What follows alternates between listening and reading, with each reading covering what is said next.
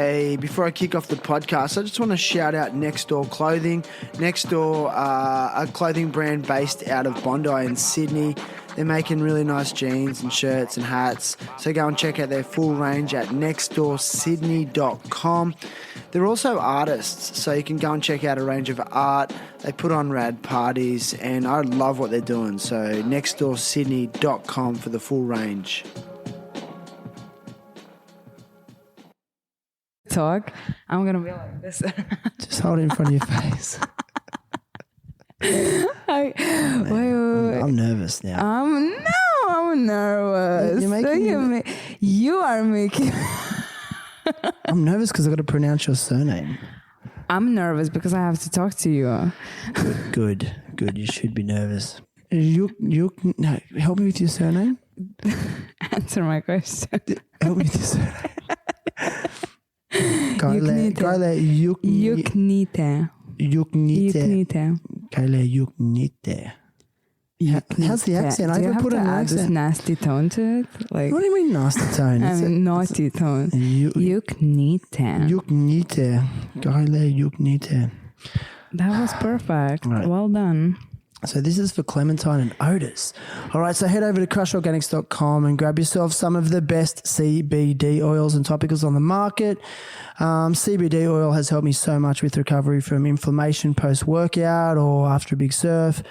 It's really helped me establish healthy sleeping patterns and a reduction in anxiety, believe it or not. So when you go to crushorganics.com, that's KRUSHORGANICS.com, and use the promo code THT at checkout and you'll get that epic 40% discount. Thanks to everyone that's been using the code. You're supporting the show and hopefully improving your well-being at the same time. So also, while you're at it, go and click over to indosol.com and get yourself some sandals made from repurposed motor vehicle tyres. But I was hanging with the guys from Indosol today, and they're not just repurposing motor vehicle tyres, they're repurposing discarded sneakers that are going into landfill, and they're getting them and they're pulling them apart and they're using those materials to make the foam and various other aspects of their sandals. It's what they now call like a secondary resource. So trash as a resource is a commodity. Like, who would have thought? So if you're in North America, you're looking at me like that for. Sorry, I'm doing my job here, okay? And you're giving me this look. Like, is it a good look or an angry look? Okay, okay, sorry, I'm just checking. So while you're at it, click over to indosol.com. And if you're in North America, right, it's time to get your pair for summer. The weather's getting warm, so go and get yourself some fresh Indosols. And if you use code THT, you get the 15% discount off your purchase. And they've got fast shipping worldwide, and they've got distributors in Europe, the Middle East, Australia, and obviously North America and Indonesia. So they've got a new range. I just got a pair of the burgundy flip-flops, but I call them beetroot, and they should have me at their marketing meeting, because I think beetroot's a much better colour. What do you think, Gaile? Agree. Okay. All right. Thank you, everybody.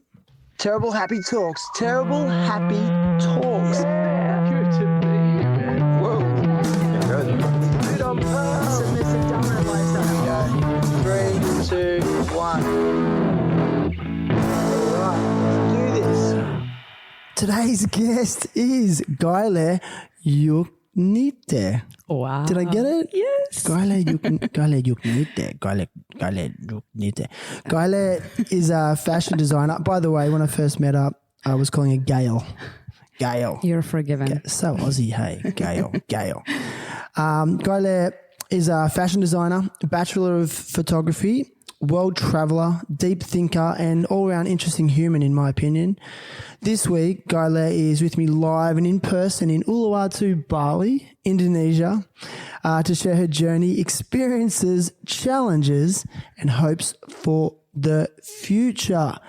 Gaile Juknyte, welcome. Did I get it? Yes. Yes. That was so good. Most nervous I've ever been. I know, me too. Do you always make people nervous? I heard that before. Have you really? What? Yeah. Intimidated? Yeah.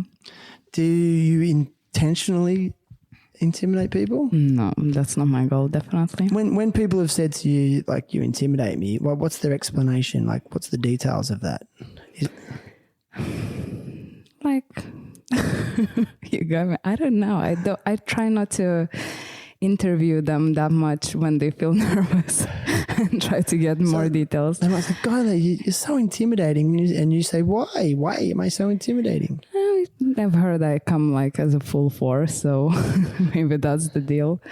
Well, I apologize to anyone who I offended by my energy.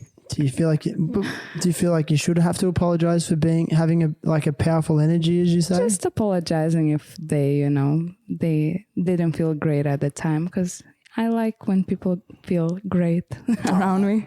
That's nice. That's so nice. Listen, I want to get into some serious stuff early and get it out of the way, really. Okay. But so, like, how would you describe your fashion brand? It's very new still, because I launched only in February. So I think I'm still navigating it between being like a passion project and the real business that I put myself on. So, but I always had this love and passion for robes, kimonos, as a statement piece in the wardrobe. I just always had a thing that I must own one. It's like my lucky charm, something I put on when I'm in my highest alter ego, or I don't know, when I'm just feeling, that today is the day when I wear it and conquer the world. So yeah, I got inspired to design my own. And today's the day I wear it and conquer the world in a kimono. It's just metaphoric. Come on. Great. I love that, though. I'm going to find something that... keep going. No, you know what? Like, I don't know if you ever heard about like a moment when you kind of like, you wake up in the morning, you're in your like hype, your best mood, energy. You put on like an amazing statement piece. You walk down the street, someone strikes a conversation with you because of that piece, and you're like, some plot twist happens in your life because of you wearing a certain statement piece in your life in that moment. Do you think fashion's that powerful? Absolutely. I mean, I think self-expression style is so powerful. It can, like, I experience this myself because people sometimes chat me up because of my hairstyle or the type of earrings I wear or something like that. And, after some time you realize, oh, wow, these people became really close friends of yours just because they had the courage to chat you up in the coffee shop. Male or female? Both. Especially here in Bali, I think people are very open and they sort of jump on this energy, like, hey, they like something about someone and they have courage to come to you, comparing not like it is back home, back from where I'm coming from, which is Lithuania. Like, people are very reserved, and to have someone to come to you and compliment you by how you look or maybe the type of energy you translate to them, it's probably not an existing thing. So it's not a cultural thing? It's really not cultural thing. It's, yeah. So you would never compliment someone on their jacket or their pants or anything like that? If it's your close friend, I think, yeah. But just a stranger on the street or in the bus or somewhere in an event, at least, I don't know, from my memories, maybe things changed back home now. I haven't been already for 3 years, more than 3 years. But I always felt that people will, you mentioned at the start, you said, when you're wearing something that's really like nice and makes you feel really strong, that it can actually change the course of your day or life. Yeah. Do you stand by that statement? I actually truly believe that. Has it happened to you? Well, I would have to think about that, but at least maybe this is my goal eventually. I just thought of something, like from a dude's perspective. I mean, I've never had that. I've never had someone say to me, "Oh my God, Shannon, you're dressed so well." like I'm going to give you this job.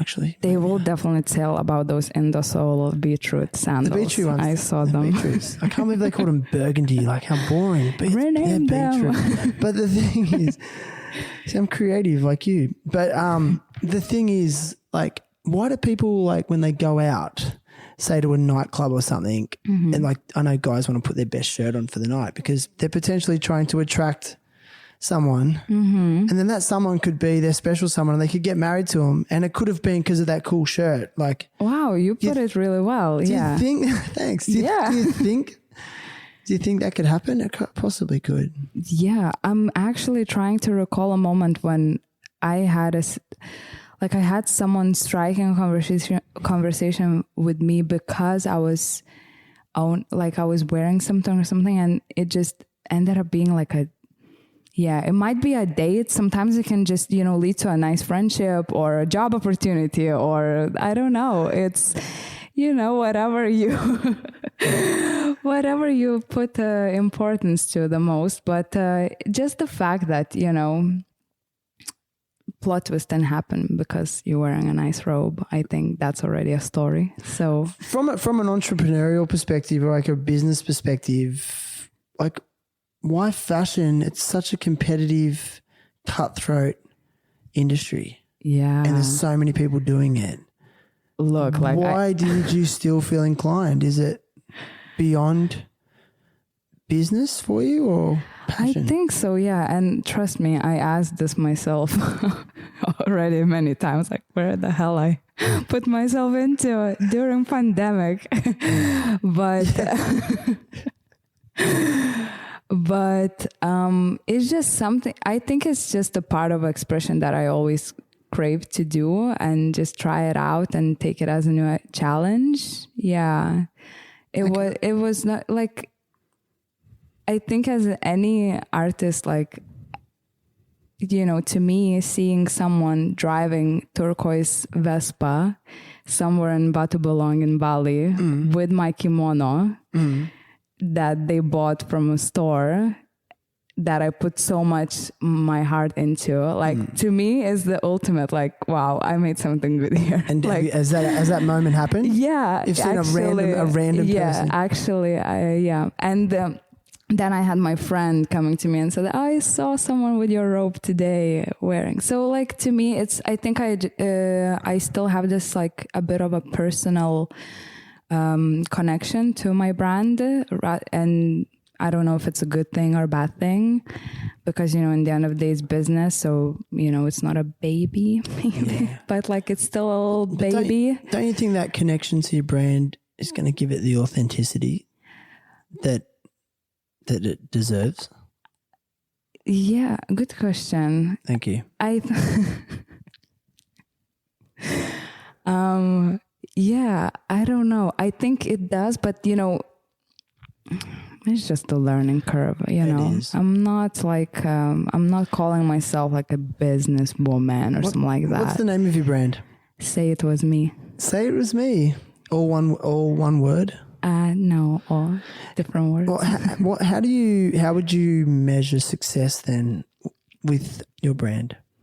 Is it just the person on the Vespa, random person cruising around in your stuff? Is that success to you with it? It is actually, yeah. As humble as it sounds, Really? I felt extremely happy. And I think, at some point, of course, if we're talking from a business perspective, obviously any business owner wants to scale up and, make a full living out of it. But I'm juggling so many projects at this very moment. And I got myself already a few times thinking, do I actually want to be full mode on my brand and, stop doing all these other things that give me so much joy, like photography, traveling and everything. So I think, maybe this year I will figure that out better. But for now, I'm just really enjoying of, creating, connecting with women who see the message. Yeah. A little sort of passion of mine.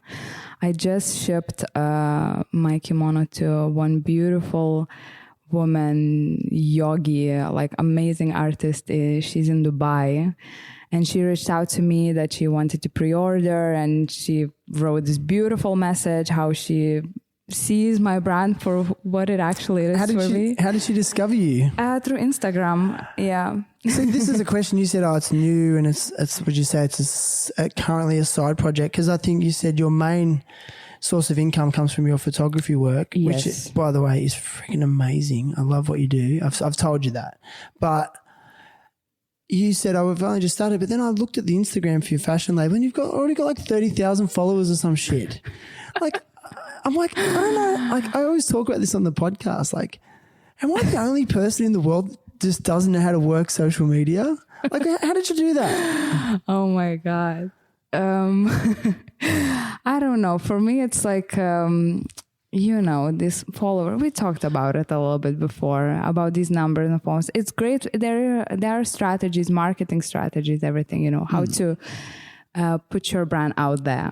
To get But are they, how meaningful is it? Or do those numbers really mean more business? And does it really mean that the brand is going to be more successful or not?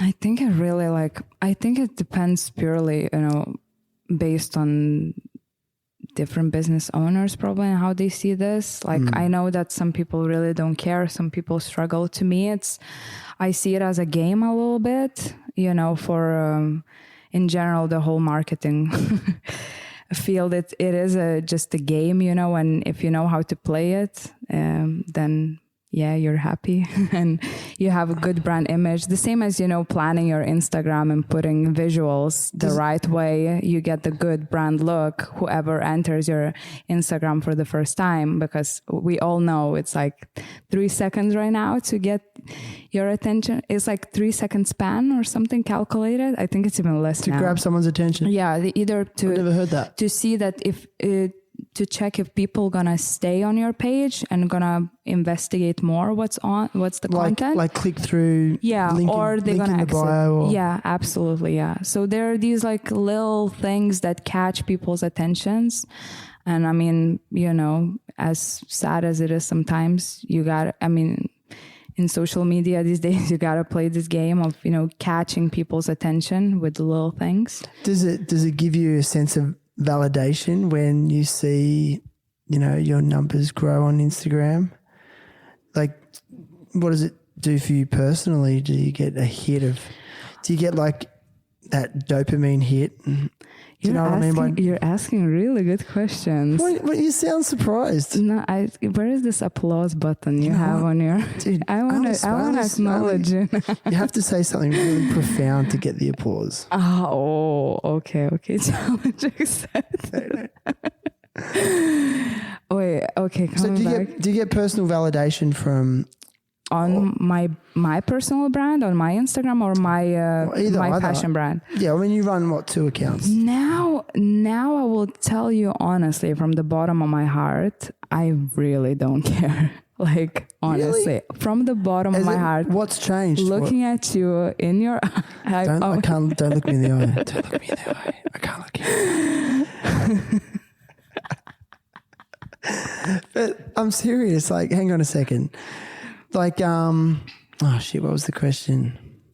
Yeah, I think what's changed for you to not give a shit then about that? Because, I mean, how old are you, if you don't mind me asking? I'm turning 29 next week. Okay, so you kind of, some might stereotype you and say that you're very much someone that would value credit on Instagram and have a big following, okay?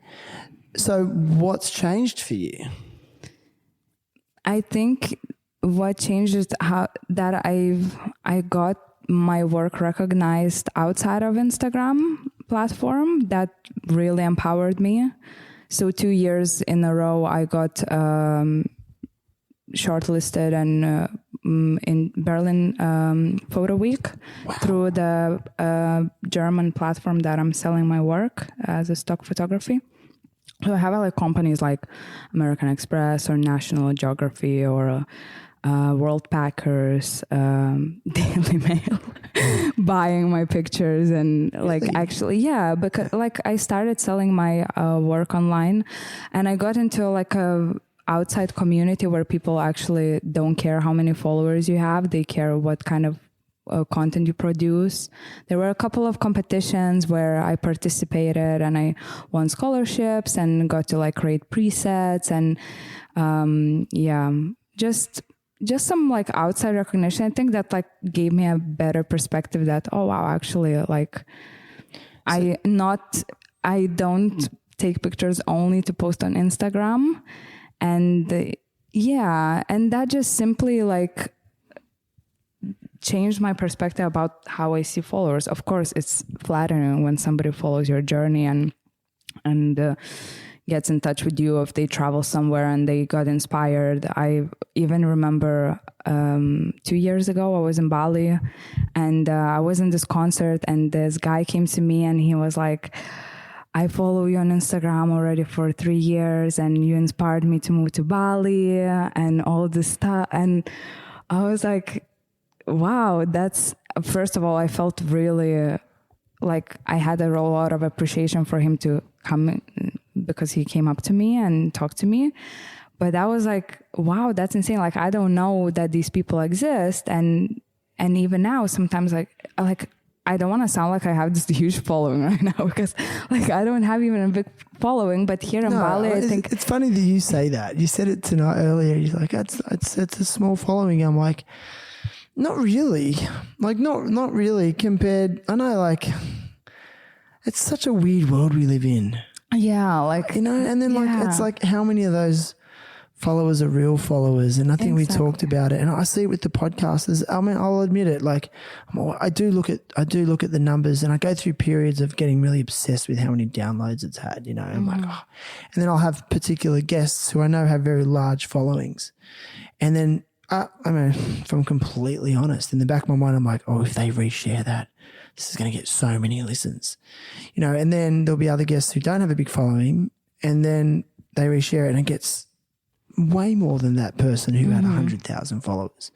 So I think we discussed it, and I loved that conversation about like it's just the authenticity of the audience that you have and how engaged they are with you. Yeah, absolutely. I think that's for me much more important than having high numbers. But do you ever think, like, let's say you got 30,000 followers, like that's 30,000 human beings, unless they're like bots. Yeah. But don't you think we live in this world where it's just all through screens and people are becoming less human? You know, do you see that? I definitely see that. And honestly, now I'm in this stage in my life, if I can spend less time on my phone and social media in general, like I will always choose that because it's something that I do for work too, like managing a brand as well online, managing my own personal brand. It's just, like you get to appreciate the real things much more. Even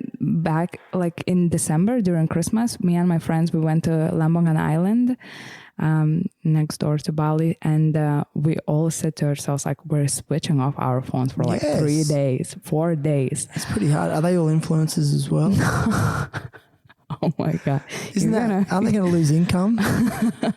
No, they're not influencers. Do influencers really make money? Yeah, they do. I'm just really intrigued because like... Well, I'm not an influencer, so I cannot answer you this. Yeah. I just share my photos online, but I don't like... I make my living in a different way. You don't like the term influencer, do you? I don't. On purpose you brought it up. But it's... I'm sorry. Social media is getting fucking ridiculous. Like...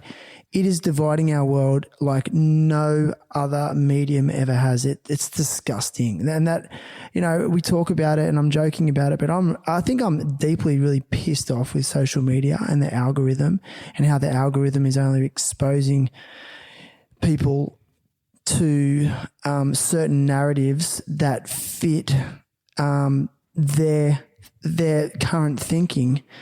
and then it's linking them with other people who feel the same way, and not exposing them, or rarely exposing them to a variety of opinions, and it's making people more small-minded, more segregated, and it's causing so much conflict and disharmony. And I don't see how people can't fucking see it. Like it's ridiculous. And the thing is, I know I'm part of the problem. Like I use it as well. And I just have, sorry, I'm going on a rant here, but people like you acknowledge and see it as the game that it is. But you have to remember, there's a lot of people who don't think that deeply about what they're actually doing when they're using it.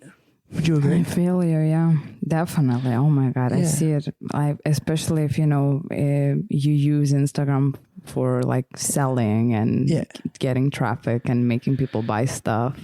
It's definitely like, but like I used to spend so much energy and thinking about Instagram a lot before, when I just started growing, I think. I was actually like, no shame, I was obsessed with numbers. And when you get less likes on your picture, you're like thinking to like archive picture, because it's like you don't want others to see that it has less likes and stuff. I think anyone who went through like a social media psychosis or got like addicted or something, especially as someone who does this for a living, like if they have courage to admit this to themselves, that they had these stages, like being extremely possessed, just scrolling. Like, I have friends who do this like full time, is their full time income. And really? And yeah, absolutely. It's a really... and they actually can generate a full time income. Absolutely, yes. Are they famous?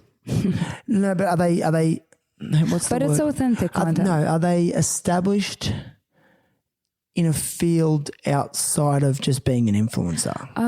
Some of them are, some of them not. Yeah, but I think, but for example, my really, really good friend Carolina from my studies, we studied together and we kind of grew on the same path. So we stayed like really close until this day. I'm going to see her in Italy this summer.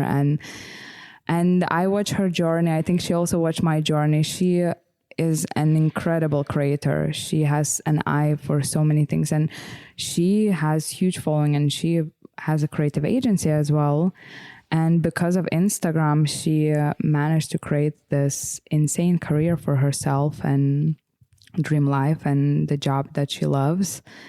And obviously it's what you do with it, I think, later on when you reach your peak. But yeah, I don't know if that was not like... Yeah, sorry to talk so much about it. No. We sort of went down a little rabbit hole with it. We're good, yeah. I feel like we're like...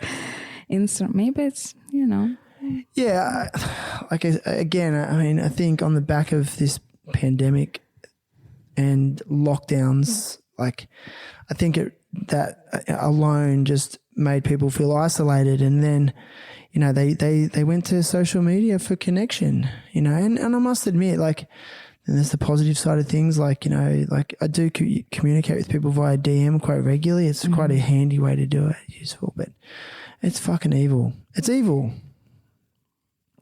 Yes, definitely. With your photography, what inspired you to start studying that originally? I don't have like a very inspiring photography story to tell, how like I discovered this camera or something like that. It's just, I remember we were really creating. I'm just looking out the window. I've seen someone out there. I know, me too. It's the security guy. It's okay. Yeah. So yeah, I remember like when I was in high school, we were just like making fun with my friends, and we would just like create these photo shoots and start taking pictures and like blah, blah, blah, blah, blah. And then I got more into it and started doing more creative photo shoots for my friends. That grew into me actually getting paid to do private photo shoots. And and just, I don't know, somehow I just got to really enjoy taking portraits. Like, did you realize you had a natural skill for it? I think as any creator, like I tend to be very like criticizing about it. So I'm still like searching for what is my skill in photography field. Is it like nature or portraiture or products or like feeling or like all these different things? That was like my biggest struggle probably until this day, to really realize what is like my, what's the word I'm looking for? Niche? Yeah, kind of, because I love taking portraits of people. I absolutely love that. But I hide this work. Like, why? I don't know. I just feel that it's like for me. Like I rarely share it.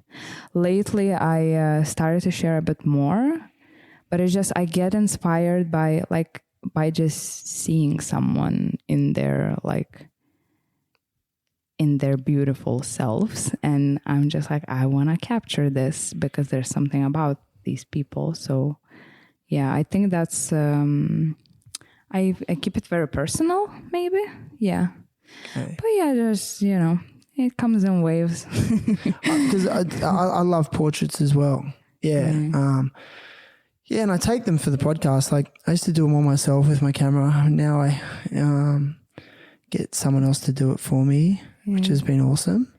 And they generally do a better job than me. But sometimes I still have to do it myself. And every now and then I'll just fluke good lighting and good composition. Have you ever, sorry, I have a question for you, can I? Mm-hmm. Have you ever walked up to a stranger and be like, hey, I would love to take some pictures of you.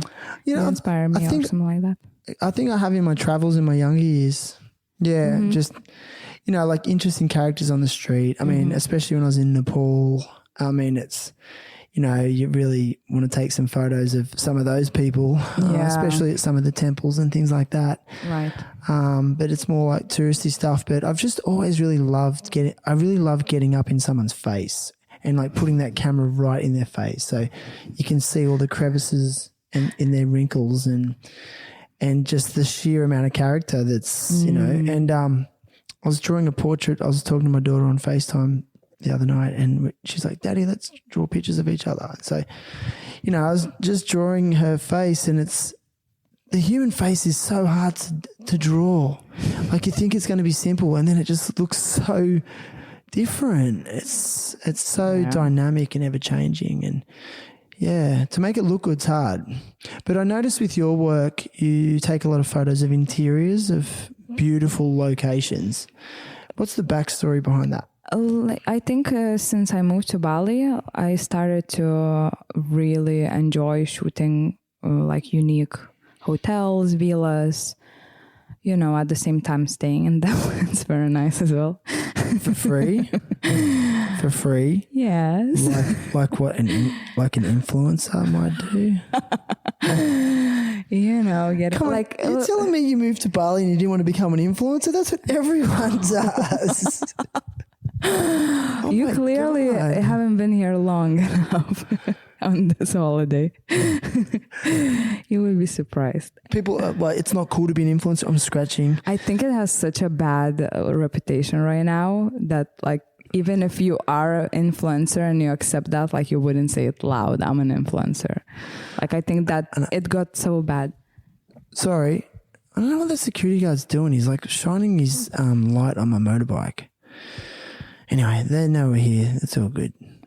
Yeah. Okay. Do you want to? No. I'm just. Don't freak out. It's all good. keep. I'm not freaking out. I was just scratching my back with one of Kristyan's paintbrushes. I hope he doesn't mind. The back of it, Kristyan, if you listen to this, not the actual brush part. Keep going. I love how honest you are. I'm not honest at all. No, I am. You are. That's a paintbrush. Keep going. What we were talking about? Oh, about the influencer thing. Yeah. Yeah, it's just such a funny byproduct of really weird Western society. I think I was born in 1993, so I still like, That was the best year of my life. Yeah, it's like I still Sorry, not in this generation of like, what do you call them, millennials right now? Millennials? Yeah. You're not one of them? I don't think in general I feel very old soul, like I see that actually. Yeah, really? Why you see that? I don't know. Like, I just feel like you seem like someone who's lived a bit of life. You're not. There's a lack of naivety to you. You don't seem naive. You seem like, I guess, like you've got some street smarts, self-confident, direct. Or is that just like an Eastern European trait? Oh, we're getting into that subject. Yeah, Do you see what my interview technique is? Like, wow, I pick you apart hours, days before. Pick you apart, and then I throw it all back at you. No, I'm just kidding. Loving it. Yeah. I think it's just, being independent from a very early age. Why is that? Why did you have to be independent from an early age? I don't know. I was raised like this, that, even if I want to get something, buy something or do something, like I gotta work for it. I gotta, figure out how to do it by myself, sort of. So, yeah, for example, I really wanted to go to this one festival, rock festival, Heineken Open Air, when I was 16. I think that was my first music festival. And the ticket was really expensive. And at the time I started making jewelry. I was like obsessed with making earrings and all kinds of different jewelry from polymer clay. And I was selling them. So my dad was like, okay, if you want to go to this festival, like you gotta like up your, yeah. Didn't serve it to you on a platter. Like you had to work for it. Absolutely. So, which I'm very, very grateful for. You think? What?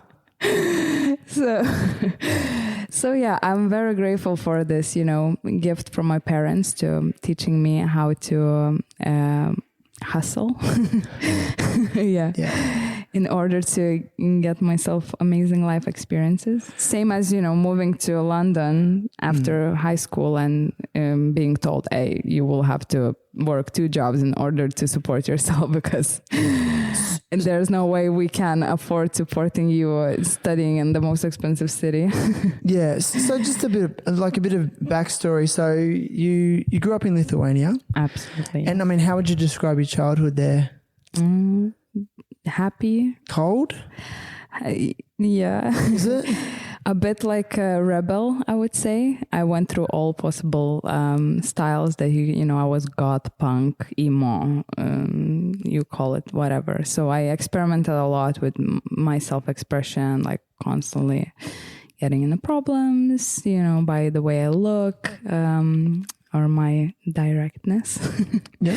Yeah, but I have pretty amazing memories from my childhood. Yeah, I had, always surrounded by really amazing people and friendships that last until this day. Since what was school like for you in, say, like the elementary years and? So I changed schools until 14, I was in one like really, really harsh school where, it wasn't easy. And there was a lot of bullying. There was a lot of, survival sort of feeling. But I have an older sister. So at the time when I was in that school, she was like the, how you call it, 12th grade. Like she was like one of the oldest. So I would always feel like I have a roof.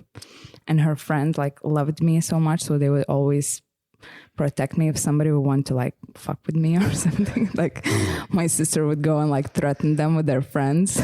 And her friend was like these like martial arts, like how you call them? Like people who practice martial arts, like they know how to like a ninja. Like a ninja, yeah. Like judo, how you call it? Yeah, it's something like that. Yeah. Do people still do that?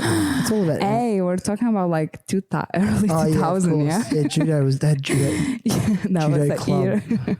So all the nerds Yeah. would go to it, and then they still couldn't fight that good. Yeah. I do judo, and then you just kick their ass because they're a nerd. I got into a lot of fights. Do you get into a lot of physical altercations? Yeah. Really? Yeah, I So, have. do you mind if I open that up a little bit in terms of why you think you were getting into physical altercations? Yeah, we can touch the subject a little bit. But did you have a tempo? No, in a way that it was always like being picked up because of the way you look. And my response to that would be like, oh, I need to scare the hell out of this person so they don't pick on me again. So yeah, that would come in the form of getting into actual. I remember until this day, I once my classmate bullied me in front of everyone, and one of the first days in school, and I threw him to the wall. As a boy, like a boy. Yeah. Like I had to like get this power, that he will never do it again. So I had to like humiliate him in front of everyone, and it really worked at that time. I mean, I'm not encouraging and but I at think that you need to stand up for yourself. Yeah, and at least people were fearing. Yeah. No, just because I'm sorry. Like I live in Australian society, and I work in schools and stuff. It's like there's like anti-bullying. Oh, don't bully. And I think raising awareness about it, because I think bullies don't even know they're bullies sometimes. Yeah. But man, I'm sorry. I really do think that you do have to stick up for yourself, and take ownership of it. I can definitely, from my experience, say it worked. It served me a beautiful, peaceful life in school, because people were just they would just stop because, Do you think you had their respect? Yeah, I think so. I think that was a respect through fear. I was about to say that. Yeah. Was it respect through fear? Yeah. Did it feel empowering? Good question. I think it was... Yeah, I think so, because you can totally, influence on the way people gonna act towards you. How old were you when that happened? Around 11 or 12, I think. It was right before I changed the schools, actually. Okay, so I didn't change the school because of that, by the way. So you think you acquired? You think you acquired some respect through fear, because you sort of showed that you will. Yeah, that like. Have you tried that approach as an adult? I think in some forms we all do that. Yeah, maybe it might be verbal. Now I think not anymore. I'm quite more confident with my boundaries and how I think I can navigate better the way I let people in. And of course I struggle as everyone, but yeah, there's definitely a factor. I think in like now in schools, Jesus, when I'm thinking about it, imagine what kids are going through now, with all the social media. No, but really. Well, it's actually not just social media, it's gaming as well. Yeah. So they do gaming, online gaming, so where you can communicate with people from all around the world as well. Yeah. So there's that aspect. Obviously social media is where they get bullied as well, but yeah. But I think, I don't know, I think in this life, you're always going to face adversity. Mm-hmm. And I hate to say it, as a young person, dealing with a bully in elementary school is just your first test of that, because you're going to deal with it as an adult, and you're always going to deal with it. It's just but what approach do you take? Do you use force with force? Exactly. Like now, of course, I'm not, just pushing people to the wall when they piss me off. Is that about as physical as it got, or have you had situations where it gets more violent? I think the only time when I like was ready to get violent is when I was traveling in Nicaragua with my best friend and we almost got into a gang rape. Like that was like really scary. And I had, rape? yeah, because it was like really dangerous situation we got in. And I knew that we had a knife that we took from our Airbnb in a backpack because we would have sometimes some fruits with us. So we would want to like cut them or like enjoying at the beach. And when we got into this situation that we were like surrounded by these, like, I don't know, it was like 15 or like how many men in the evening. And it's like, it was kind of our own fault that we ended up in the dark in this island going home and they all just appeared out of nowhere. Like that time, I knew that I was ready to slash someone's throat if someone's going to touch me or my friend. I mean, as honest and raw as it sounds, like I was on top of, you know, to protect myself and do something about it. Have you heard of the concept of fight or flight? I have. And there's fight or flight or freeze, they say. That's actually the other one that doesn't get mentioned. So you wouldn't like... I mean, I think a lot of people would either run or freeze in that situation, but you felt like you could have done that. Absolutely. Like to save yourself. Yeah. And my best friend. Yeah. But I think, you know, of course we were traveling with her and we already had a lot of experience in traveling as two women. So I saw that we were on the same line. Like I saw in her eyes that she was exactly in the same position that we were like, we're not gonna let anything bad happen to us. Like I had that much trust, you know? So yeah, I think it was just, you know. Pretty badass. You gotta know, you're traveling like Central America was so dangerous. I can imagine. Yeah. I've been to Mexico, but not any further than that. But listen, you went to, you know, like school in Lithuania, high school years. You said you went through a variety of different identity changes. Yes. But did you enjoy learning? Like, you mean at school? Not really. I mean, some subjects, yeah. But I always had problems with these rules of the way people wanted to perceive me and the way they were telling me that how I would even have to like write my interpretation about a book or something, that I had to follow some sort of structure. I also had these problems in university when there would be like a photography project and they would want you to photograph something in a very specific gallery sort of style way. And I will always be like, but this is not the way I express my art. Like, what the hell, you know? So there was always like an issue of mine that somebody would try to put me in the box. Yeah. But I could, you know, I still played the game and, you know, sometimes I would be a bit more flexible and try to just follow the system sometimes, you know, and then do my own thing. Or, yeah, it's a lot of like chameleon. You call this? Like a shapeshifter. Yeah, depending on station. But then, you know, in the end of the day, like I would still find a way to stay true to myself. Is that something that's always driven you? Feeling like you're staying true to yourself? Well, having in mind the life I have now, absolutely, yes. Having a what, sorry? Having the type of life I have now, the way I'm living now. To me, this is a pure example of me staying to my truth. Yeah. Gotcha. Yeah, creating the life that I like always you've manifested that life. Yeah. Yeah. Yeah. Can you see, like, so you went to university straight from high school? Yes. And you did that. And then at what point did you say, so you went to university in London, correct? Yes. Studied for 3 years, then didn't take camera for 1 year because I was so burnt out after studying photography. Come here, Inca, say hi. I'm usually allergic to cats, but I'm not allergic to that cat. I love it.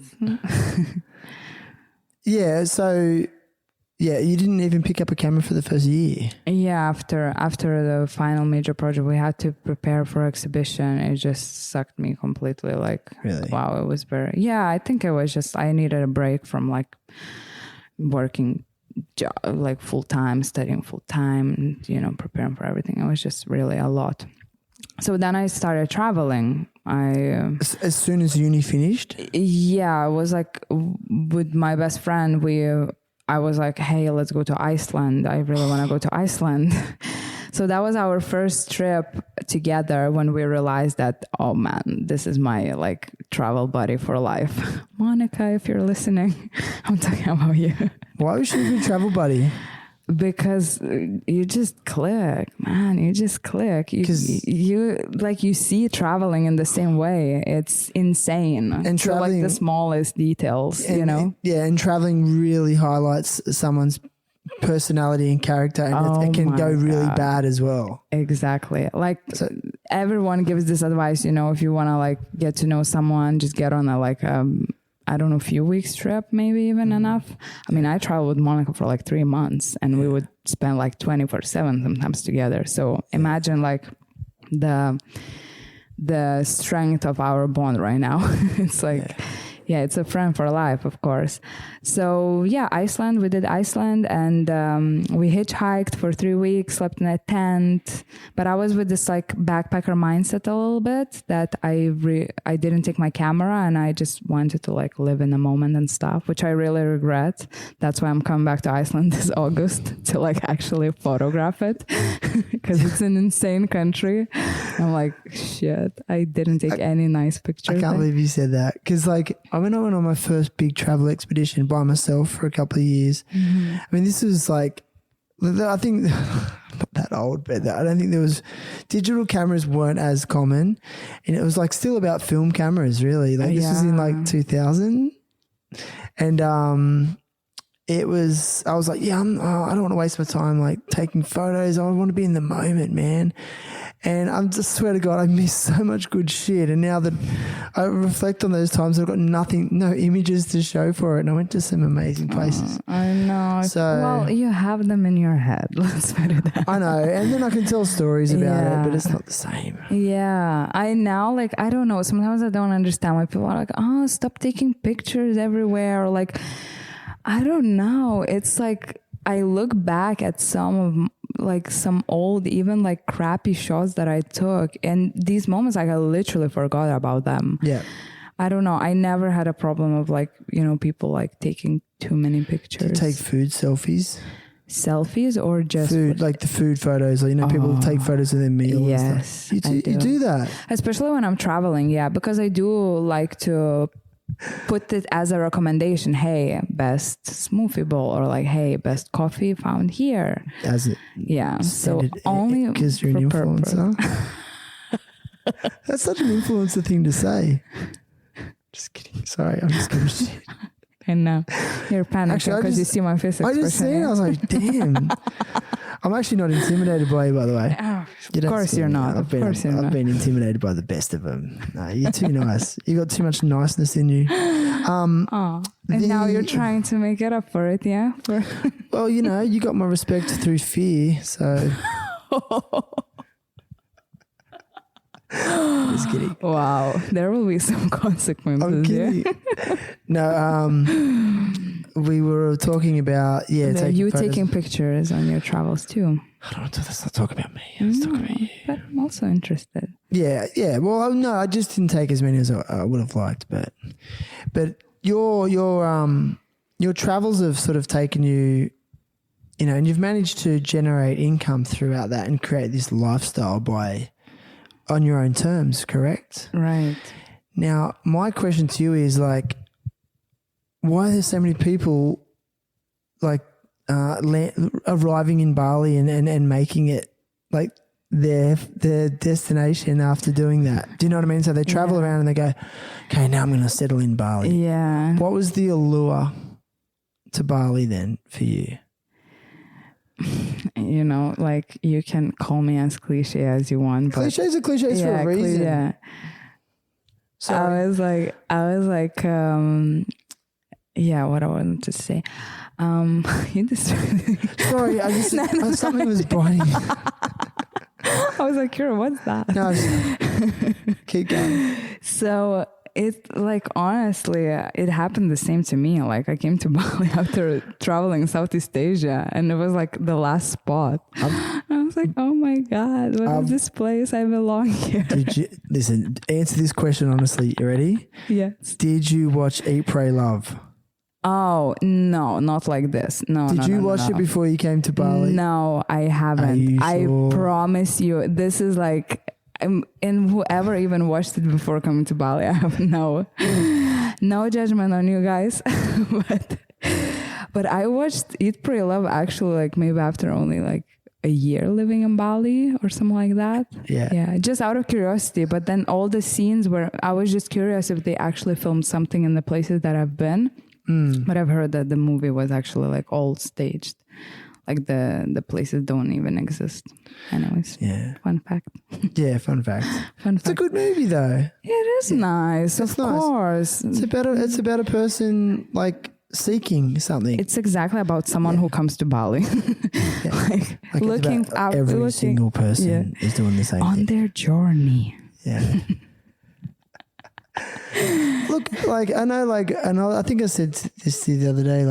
I joke about these kind of people, but I have a lot of respect for anyone that is being honest enough with themselves to seek enlightenment, Guidance. or seek, something else, or find answers to questions they have within themselves. Absolutely. And it does feel like there's a lot of people in Bali doing that. And it's not a bad thing. It's just that I don't know. I've talked a lot about with people with this, and there's so many factors to this place. And I really think underlying it all is the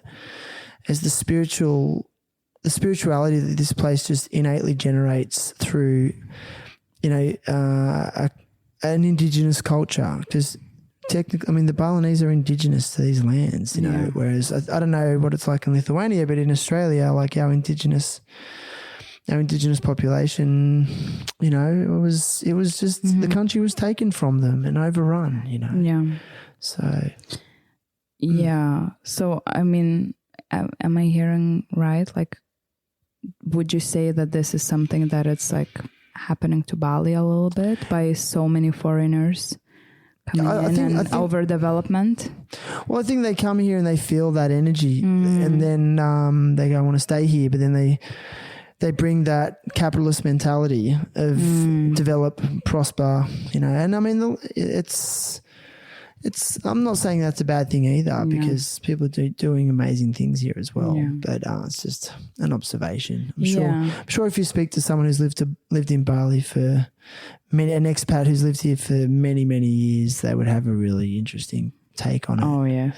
Yeah. Yeah, definitely a few sides to that. I think not only that, everyone's building. Like there are, different aspects of it. Yeah. But I was talking to an old surfer tonight, a friend of mine, and he's been coming to Bali since like the 70s or 80s. And, he said, and he still loves it more than ever. And I said, why? Like, you don't get like, sick of all these beach clubs and fancy restaurants. He's like, fundamentally, the waves are still exactly the same, and the local people are still the same. And he said they're still here. They're still really at the heart of the place, and that will never change. And it's like, yeah, cool. Yeah.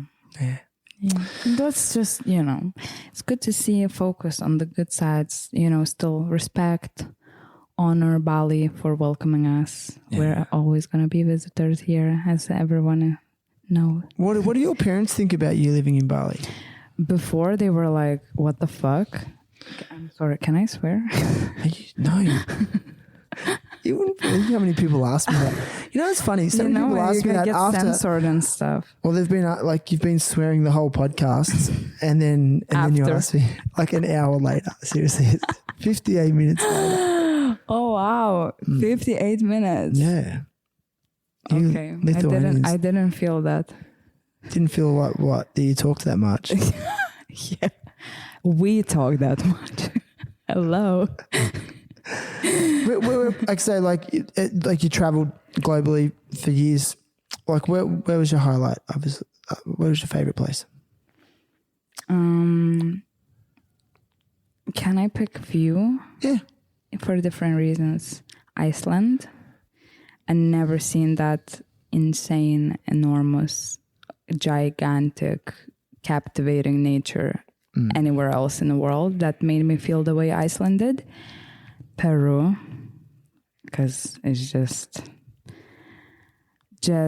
yeah. Peru is Peru. Anyone who goes there, they realize why they love that country so much. And Japan. Yeah. Interesting. Yeah. Three total different, like, contrasts that you can ever imagine. Is that where you developed a love for kimonos? No. I wouldn't say that Japan was the reason. But Japan inspired, like, it just completely, like, blew me away in the sense of, like, what a completely different dimension that country is. It's like, have you been? I have been. I've been to Tokyo. Oh wow! I think it's the sickest city. Okay, what were your no? I was there for a week. My brother was living there, Okay. and I only stayed in Tokyo. I don't know if I was in the wrong headspace for it. I found it actually at the time one of the most difficult cities to get around. There was no signs in English at all. That's true. Couldn't speak a word of the language. I found things like using the train really challenging. And you probably weren't in a mindset to, like, get lost and explore, maybe. And I had some weird things happen. Like, there's a few times I'd just be walking in the street and a random undercover immigration officer just pulled me over and wanted to see my passport and details. Like, it felt quite controlled. Oh. And I had that, and there was one time I was like leaving to get on my plane to leave, and I was in the train station, like, trying to get to the airport, and he pulled me aside. I was like, some guy's grabbing me. He shows his official identification. He's like, what are you doing here? I'm like, where are you from? And I had to tell him all my details. It's really weird. Like, he was immigration just in a random railway station. So Wow. I don't know. I didn't like that. I've never had that in any other country. So anyway, Okay, yeah, that's an interesting experience. And I got tricked into eating horse meat. In a sushi Japan? bar. Yeah, they eat horse meat. Really? Yep. I was like not eating meat and fish at that time when I was traveling. So I actually really horse. Yeah, I thought it was beef. I was at a sushi place. I thought it was beef, and then my brother's like, you just ate that's horse meat. So. How did it taste like? It tastes like beef. So what's the problem? Yeah. Well, it's interesting. It's getting late.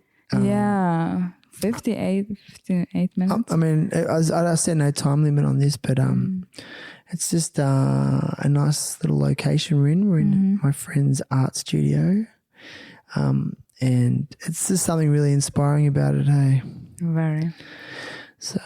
And we have Inca sleeping already. Beautiful. Fancy cat. It might be the only cat I like. Fancy cat. Fancy cat. Kuching mahal. That's what the housekeepers say. Yeah, mahal. Kuching mahal. Kuching. Inca, come. No, look, she's chilling. Yeah, she's like, that's it. She really tries to communicate with you, actually, that cat. Oh, she talks. Yeah. Big time. Yeah, I'm just like, wow, that's different to other cats. Other cats just don't really want to know you that much, but yeah. Now listen, my question for you is, what's next for you? So, you set up, like, establish yourself in Bali, but what's on the cards for you in the short to medium term? Well, now I'm going back to Europe after not seeing my family and in general not leaving Bali for more than 2.5 years, I think already. Yeah. So I'm very stoked about that. Just to get a fresh scene. My goal now is to go to a European museum, go to a vintage shop, and have cortado in Barcelona. Have what in Barcelona? Cortado. That's like a coffee style. Yeah. You like coffee? Yeah. Oh, yes, I do. Do you like coffee? No, it gives me anxiety. It does, but I still drink it. Everyone that knows me knows that I've had my struggles with coffee, but I just love it. It's one of those maybe good anxieties you can bear. Does it give you anxiety? After 2, yeah, definitely. But first one, it's a must. Like, it's a must. Yeah. Yeah. I thought you just got excited about something. Like you were going to say, you just had the thought. Yeah, I did. What was the thought? I don't know. I just somehow thought to ask you, what's your favorite coffee shop in Bali? Ooh. Where you like drinking coffee? Oh, I've got a few in Uluwatu. I do love having coffee at Drifter Surf Shop. I just love hanging in that place, surrounded by all those beautiful surfboards. So I could just look at them, and they just have such a nice boutique range of surfboards. And I like Suka Espresso in Uluwatu. What about you? Where's your favorite coffee place in Bali? At the moment, Tik in Canggu. What's it called? Tik. I've never heard of it. It's next to Tropical Nomad co-working space. Oh, yeah, it's pretty new, yeah. Okay. And I think it's there used to be this famous tour, like a bar that you get into like through the fridge. I don't remember. Oh yeah. I've heard about that place. That's so I never cool. been, but like that's what I've heard. So now, like, I'm kind of like, I want to give those guys more credit, but at the same time, I want to get like, still the coffee shop to stay chill and not busy. But that's my favorite so far. Yeah. But what's next for you creatively in your life? Like, are you going to keep developing your brand? I was just going to ask you, do you only make kimonos? At the moment, yeah, but I'm already having some new ideas for new statement pieces. So my next goal is to create hats. Yeah. For men and women? Unisex, most likely. Really? I promised to myself to create one unisex kimono because so many people actually ask. Do you think a dude's going to want to wear a kimono? Absolutely. I don't know with Where's who he you gonna hang wear it? out, but I know who. There's so many occasions where you can wear a kimono. Okay, I can see a woman wearing a kimono because they're so elegant and they're beautiful. But when would a man wear a kimono? Like, I know the Japanese men wear them, don't they? But maybe, you also picture kimonos like in a very traditional Japanese way, but like, there are many different ways how you can actually style and make a kimono. You just kind of keep the kimono inspiration.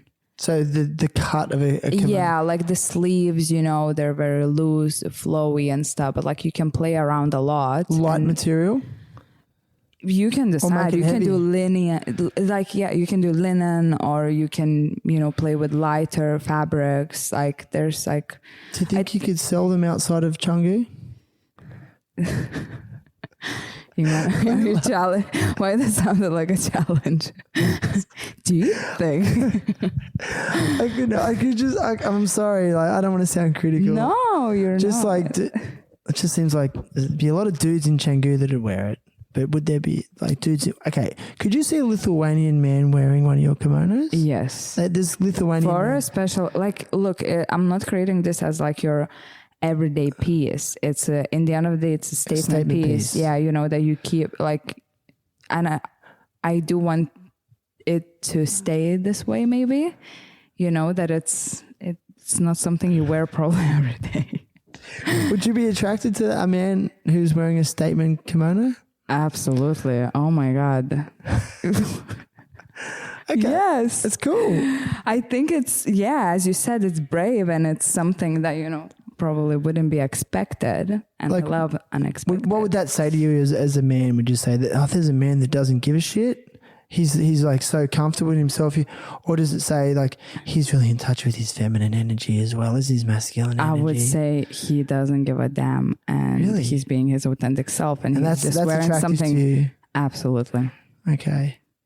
What if he had it as his profile pic on a dating app and he's wearing it? You love that question, don't you?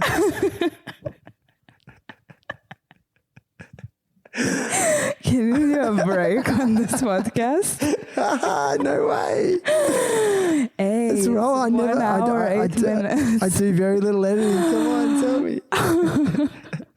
Would you swipe left or right on that guy? If he would have if he would be wearing a kimono? Yeah. Right, of course, right. That, super I would pay for that option just so he would see it. But on a serious note, like this is where progressive thinkers such as yourself and creative thinkers are maybe different to me because, you have these ideas.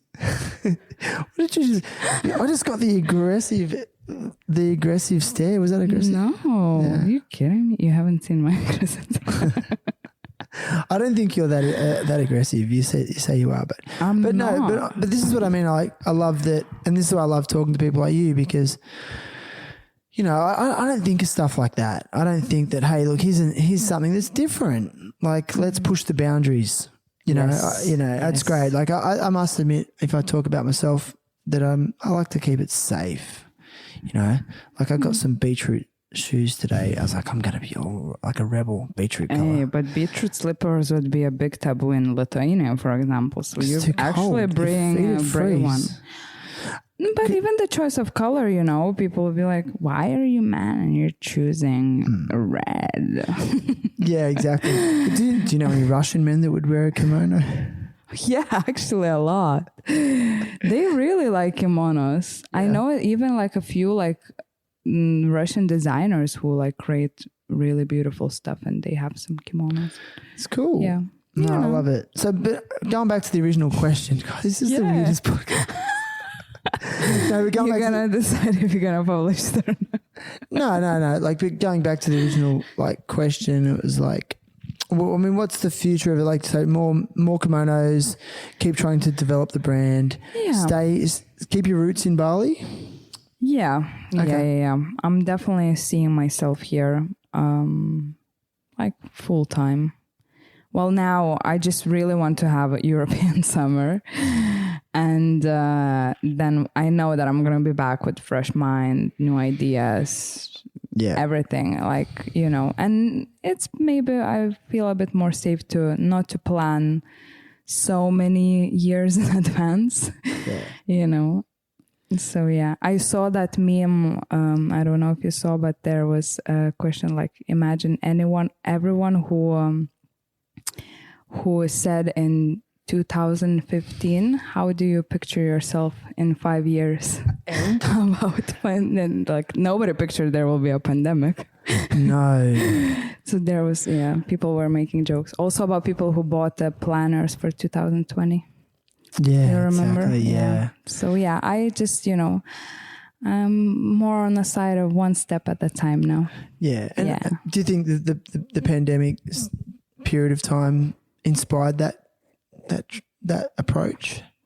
Yeah, definitely. That approach of just one step at a time because you don't know how things can change. Exactly. Yeah. And now I think also, a lot of, the challenges that are happening in Ukraine and what's happening in Europe right now, it's also really weird. And here I don't realize that because I'm in Bali, but whenever I talk with someone from back home, it's like, wow, I'm actually really don't realize what's happening there. Yeah. They're giving you the information. Yeah. And there's a lot of different, and it's just the mindset, the way people see the future is, very scary. Yeah. I guess Lithuania is obviously its own country, but how do you think it's affecting your country? Well, do you think, what's the effect? Well, I can't really, I can't really comment that much. It's just from, the little things that I hear, but people just, spread this information. Oh, we're next. And this is the same. Oh, there's that sort of fear. Yeah, there is definitely a fear. Yeah. Yeah. Because especially of the history of Lithuania with Russia, I think that's the reason. And that is for those that don't know. For those who don't know, we were under Soviet Union occupation for until 1991. So yeah, and so that sort of trauma is still very much there. And so there's that fear, they could try and do this to us as well. Yeah. Well, yeah. Like, I try not to think about that. Yeah, but like that's something that comes up in the hearts and the minds of your friends. Yeah, actually, I was really surprised. Even people who I thought that they would, see a bright side, they are all, even my sister, she thought to just take kids and fly out of Europe. Especially when it all started, that was like, wow. Yeah. Pretty, so I think I just don't realize this being here, Yeah. Yeah. Well, it's such an interesting perspective. So thanks for sharing that. Cause I would have never really considered that, I mean, I'm in Australia, it feels so far removed. It's terrible to think about, but you do, it's hard not to feel far removed. Yeah. I wouldn't also add that I surprisingly, I don't feel that crazy affected. I don't know. Maybe because I'm already, I don't live in Lithuania for more than 10 years. Yeah. So it definitely creates some sort of distance between you and your so-called roots or something. Yeah. But, and especially I never really identified myself as Lithuanian. I don't know, never felt that just my entire home where I want to Didn't identify with the culture? No, not at all. Yeah, it's interesting. Yeah. No. I've spoken to numerous people who felt that. Yeah. And they all end up in Bali, but surprisingly, I don't know. No, but it's true. It's. I mean, my friend Kristyan, who studios are at, he sort of said the same. He, always struggled to identify with, the society and culture of his, and I think a lot of people feel it, but then just accept it for what it is. Yeah. And it's not a bad thing either. So. No, definitely not. Yeah, but anyway, how you feeling? Are you ready to call it quits? You getting tired? Getting a sore back sitting on the floor? No, just a bit hot, but I'm good. How are you? Feel good. I feel good. It's been a big day. Yeah. It's been a good day. I've had an amazing day. Yeah, me too. Yeah, I remember you said to me once.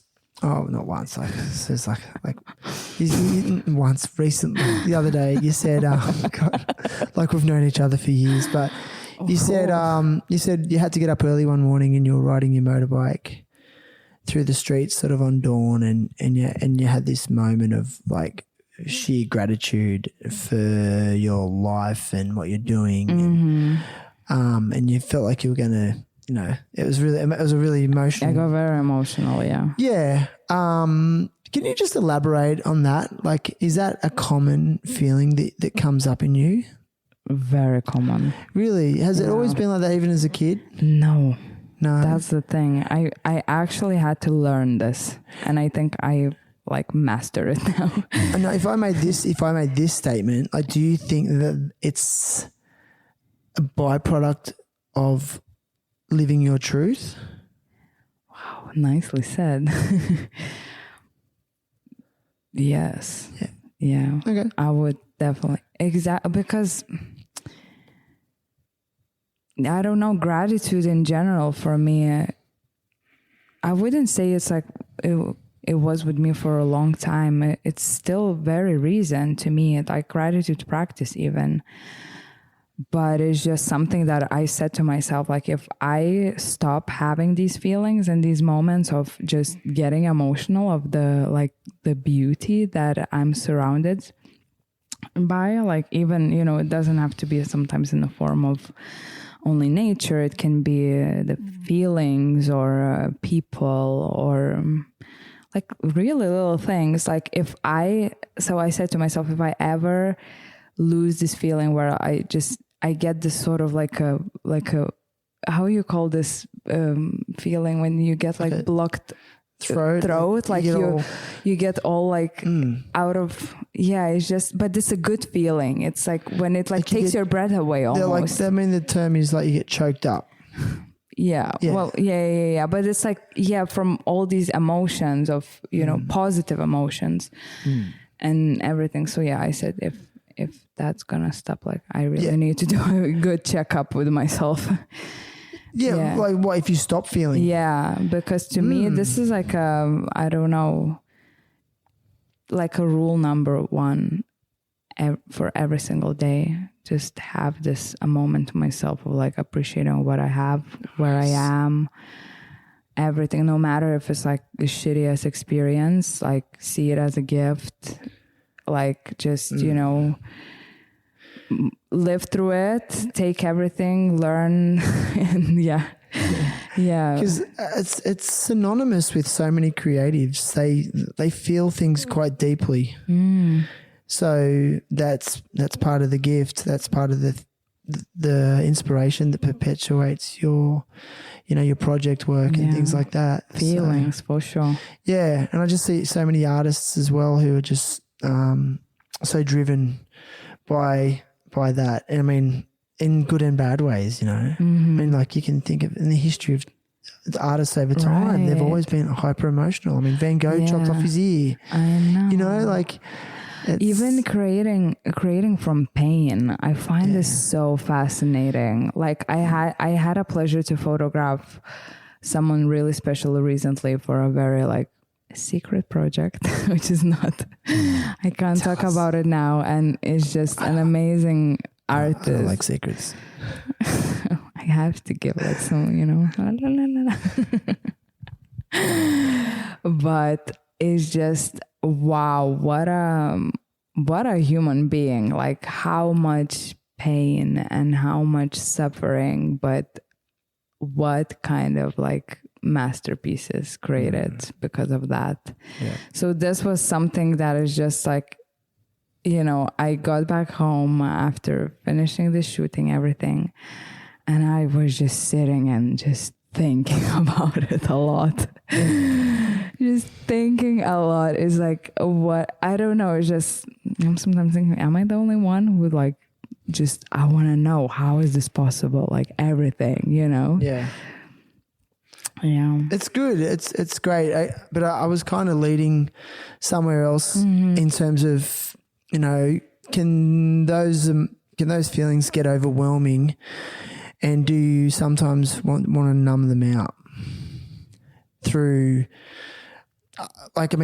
substances are obvious because, a lot of artists and musicians turn to those to help manage those powerful, those strong feelings that come up. But you can also numb out other ways through things like consumerism or consumerism or binging trashy TV or I don't know, like other obvious ones like substances like sex or whatever. But do you find that you ever feel like you need to subdue those feelings because they can overwhelm you at times? I just think I really I try to at least really manage how much, take breaks, I think, between creating. I really like to just chill also a lot, do one project and then I just take some time off and probably fulfill myself in different ways. I go on a exploration trip or something like that. So I think it's quite manageable. I definitely don't find myself I need to. My only addiction, my big addiction is coffee. So it's not overcoming that. I know, high five. That's funny. Yeah, so it's it's good, interesting question. I never thought about it, and now when I'm thinking about it to myself, I actually don't. I don't know. I like this thing about feeling a lot, it makes I love feeling things on a deep level. It just drives me. It makes me feel alive. Yeah. If I can get teary from looking at the freaking rice fields, I honor that. I don't see it as a cliche or a bad thing or being pussy or emotional or on my cycle being pussy. Don't be a pussy. It's amazing to feel and express your feelings 100%. and tell this to people and just I don't know, just release it. But you're prepared to ride the roller coaster of that because there'll be times when it's pain. You'll experience deep pain as well, and then the other side of it. And Mikey, my friend, if you're listening to this, listen to what she just said, because I'd much rather that than not feel anything at all and be safe. Oh my God. Safe from experiencing pain. Yeah. So there you go. I don't know. It's good. Wow, nice way we're here, This is what it is. This is how it happens. Yeah. That's the magic podcast, eh? I don't know. But actually, I wanna say one more thing. Yeah. This moment, this moment that you described that I shared with you that I had when I was driving and I got super emotional, everything. Yeah. It was actually when I was listening to your podcast. Oh, really? And I told you that. I think I told you this. No, I think really? I did. Yeah. No way. It was the podcast with Kristyan. Oh yeah. I mean, I say this. That podcast gets so many listens, but I think you asked me, you said which one's a good one. That's right. Yeah. And I've always loved that one because that was the last time I was in Bali. Yeah. And him and I are going to record in a couple of days. And I can't wait. And it was just really beautiful I think it was just the perfect, ideal situation of listening how he talked about a lot of experiences that I could relate and feelings. And then at the same time driving during sunrise, it just was a perfect setting to get emotional. Yeah. But I mean, I don't know about you, but mornings are such a raw time for me. I always feel raw in the mornings. Everything's like heightened. I'm like, I'm always more emotional in the mornings, and sometimes I experience I wake up feeling like so inspired and happy, and then sometimes I'm like, I'm filled with sadness and and deep feelings of loss, and I think about loved ones, and it's sad, So I've learned that over the years, and so I take mornings very serious. Make sure I try to put some routines in place and do things that really help me ease into the day. And it's funny, by about like I usually get up early, but by about 8 a.m., 9 a.m., it's like my brain's functioning fully normal. But I used to go through a thing like I couldn't really talk to anyone till around 9 a.m. I just couldn't talk to them. I just didn't want to talk. I couldn't talk. I couldn't find the words. So if anyone else out there experiences that, I don't. I just it's like, and then, to the point where I had to tell my ex-wife, I'm sorry, you just don't expect too much from me until after 9 a.m., So interesting. Yeah.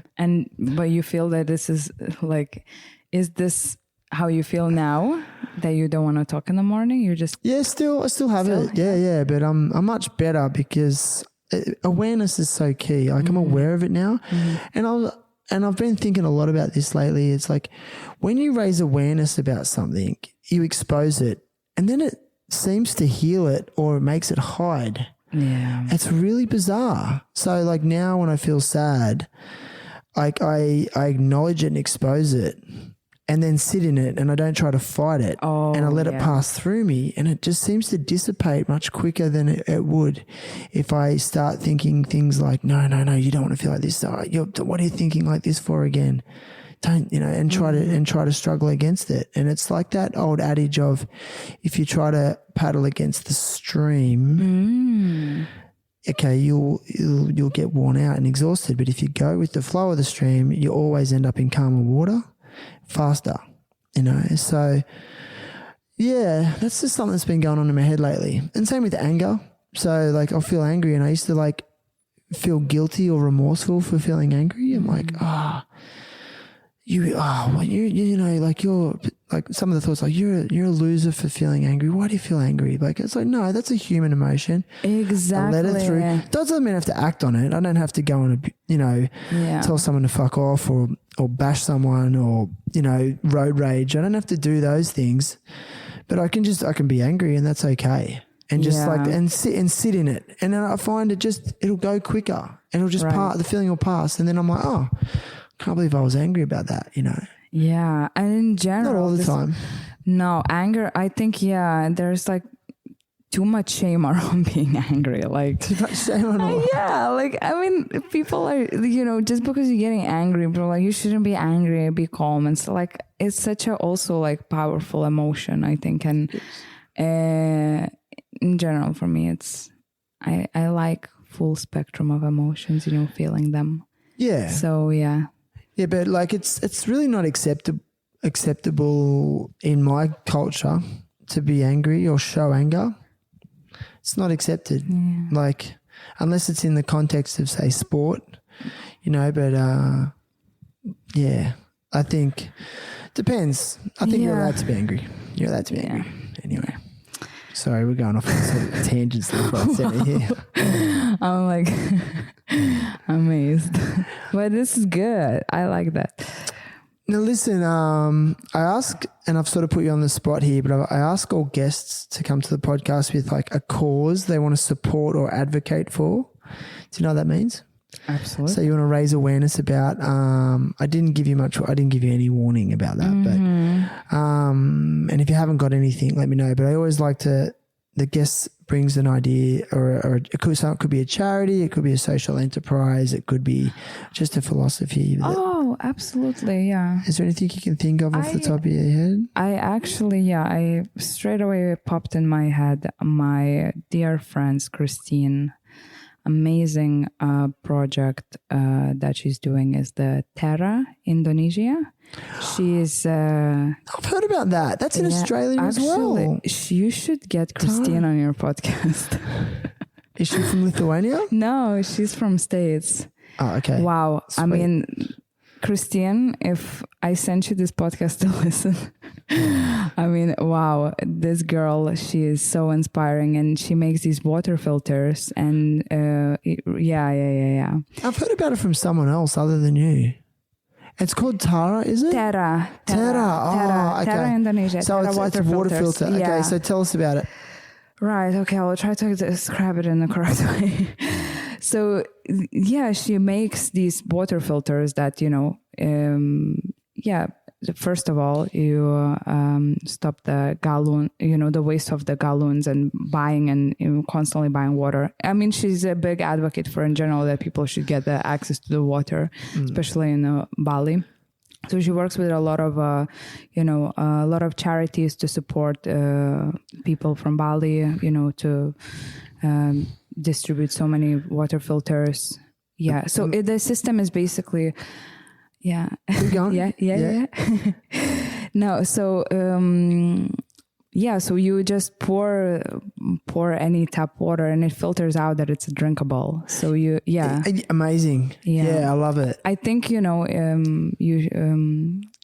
either you get more information online, maybe you have a look, it will be much more clear probably than I explained. But basically, just, you know, a project that I'm really amazed about when it comes to water. Awesome. Yeah. So I'll find the link, and I'll put a link. Yeah. There is a link if you scroll down in this episode's show notes. Go to Terra, a website about water filters, and see how you can get involved. See how you can donate money, or whatever they're I think sussing out.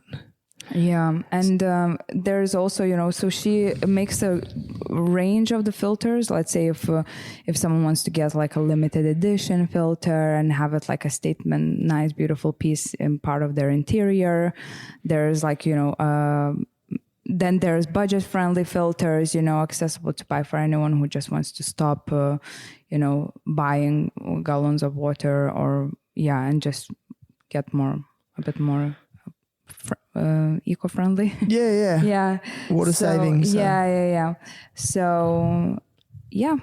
Cool. Now, I'll put a link to that in this episode's show notes if you scroll down, and you can find this episode on terriblehappytalks.com, and it's also on all the major podcasting platforms such as Apple Podcasts, Spotify, Buzzsprout, Stitcher, iHeartRadio, TuneIn Radio, Podcast Addict, but whatever platform that you like to listen on, it always helps if you subscribe and leave a review. Just, helps to, expand the reach and all that stuff, like, the algorithm. The algorithm. Hack the algorithm. Although the algorithm isn't as predominant in those platforms as it is like social media, just like their directories, their libraries. So, yeah, get on it. I think that's it. I think we're good. I think we're done. We're done. Wow, that's... Unless is there anything else you want to say, you want to end on? I want to thank you for being interested in what I have to say. Oh, yeah. We talked a lot about social media. How can people find you? What's your tell us what your Instagram is. It's 7 Sons. Yeah. With the 7. 7 and then Van Sons. And people always, why you put it that way? It's interesting. Yeah, but because the other nickname was taken, so What was the other nickname? it was like 7 Sons. Like they were all taken like the correct way I should write by like matcha tea company, like restaurant in Thailand and stuff. Yeah, so It's original. yeah, that's pity. But have I asked you about why 7 Sons? Yeah, I think you did. I think it's just you just liked it was catchy. No, it was because it was my early ages of my like Facebook photography page. Yeah. And I just like sun. I love a lot of light sun in the pictures, and you know, I have a thing for number 7. It's lucky. Apparently. It's my number. You believe in numbers? To a certain extent, yeah. Not crazy. Yeah. Yeah, but yeah, I like the mystery around them. There is some mystery about it. I think I'm not a numbers guy, but the number 22 seems really predominant in my life. You're really a star sign guy, no? No, I'm not. I don't know anything about them. And like, you know what? It shits me. People go, "Oh, you're such an Aquarius." I'm like, what's that supposed to mean? I'm such an Aquarius, and they're like, "Oh, like I'm a real Taurus, aren't I?" I'm like, what does that mean? Like, but I guess it's been described to me as like, you know, in relation to the moon and all that. And there is some like patterns, definitely. It's just funny. And the gravitational pull of the moon at the time you were born changes personality and character. Yeah. Like I saw this like funny saying about Tauruses, like how they can never like admit that they are wrong. And it just Are you a Taurus? I am, yeah. Hey, I'm like learning from it. Okay, here's a question though. Like, do you avoid men based on their star sign? So if you find out they're a certain star sign, so like dare I say on a certain platform. Oh my God, Pisces, no Pisces. Please. Why? I'm joking. That's so funny. I'm joking. No, it's actually like, it's funny. Like I definitely don't pay attention to that, but sometimes like, you know, there is a pattern. You're like, oh, fuck. Yeah. The same I think as when it comes to like certain countries, like a lot of people say like, oh, I'm definitely not dating someone from that country ever again or something like that. Yeah, I've heard this is like a thing also. Like really? Because with Italians, especially, yeah. Why?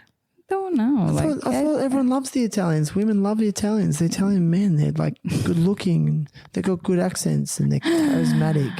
Well, you like know. Michelangelo. Yeah. Throw me more examples, please. Yeah. But it's an attraction.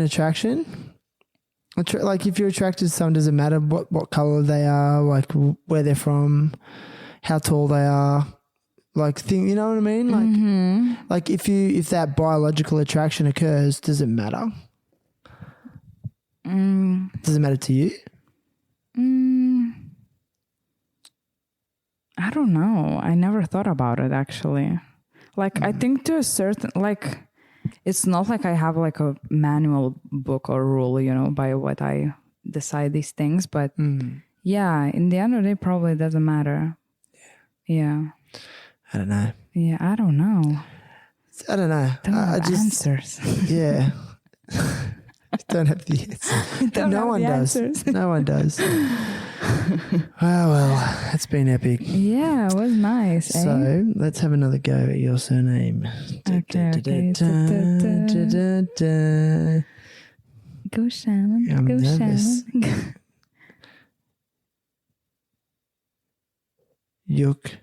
Juknyte. Yeah, that's pretty good. Juknyte. Juknyte. Because why we pronounce as like E.